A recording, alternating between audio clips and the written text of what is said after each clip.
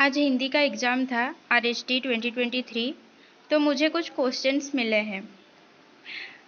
Number 1 है, कबीरदास को बाणी का डिक्टेटर किसने कहा है।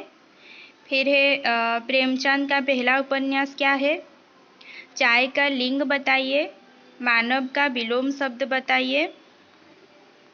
और चिंतामणि के रचनाकार कौन है। प्रेमचंद के कौन सी रचना में कृषि समस्या है। और क्वेश्चन है कबीर की रचना जो साखी सबद रामायणी है उनमें से एक क्वेश्चन था। फिर है सरस्वती का पर्यायवाची शब्द। और सकर्मक अकर्मक क्रिया से क्वेश्चन था। और काल से क्वेश्चन था। इतने क्वेश्चन मुझे मिले हैं, मतलब बच्चों ने बताया है। जो बच्चे हैं बोल रहे हैं कि आउट ऑफ सिलेबस क्वेश्चन आया था, कोई अनुवाद नहीं था, या फिर गद्यांश पद्यांश में से क्वेश्चंस नहीं था, या फिर जो टॉपिक्स हैं हमारा जैसे कि कफन फूस की रात, इनमें से कोई क्वेश्चन नहीं था। एक माधव घीसू से रिलेटेड एक क्वेश्चन था। लेकिन जो टॉपिक हम पढ़ रहे हैं ना, लाइन बाय लाइन, किसमें से कौन सा क्वेश्चन हो सकता है, जितना संभव हम क्वेश्चन बना के पढ़ रहे हैं वैसा कुछ नहीं आया था। तो देखिए, ये क्वेश्चंस जो हैं ये आउट ऑफ सिलेबस तो हम नहीं कह सकते हैं, है ना, क्योंकि कबीरदास क्या ये सिलेबस में नहीं है। प्रेमचंद ये सिलेबस में है। लिंग विलोम शब्द ये सब क्वेश्चंस में है, मतलब हमारे सिलेबस में है। तो ये आउट ऑफ सिलेबस क्वेश्चंस नहीं है।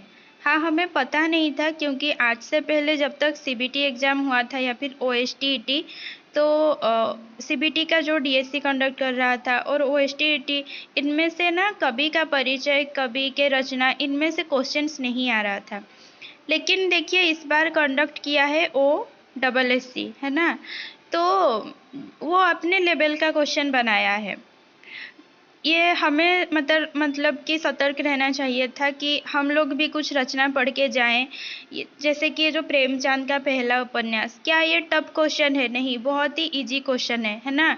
तो हम प्रेमचंद का कफन पढ़ रहे हैं तो जाहिर सी बात है कि हमें प्रेमचंद के विषय में भी थोड़ा बहुत पढ़ के जाना चाहिए।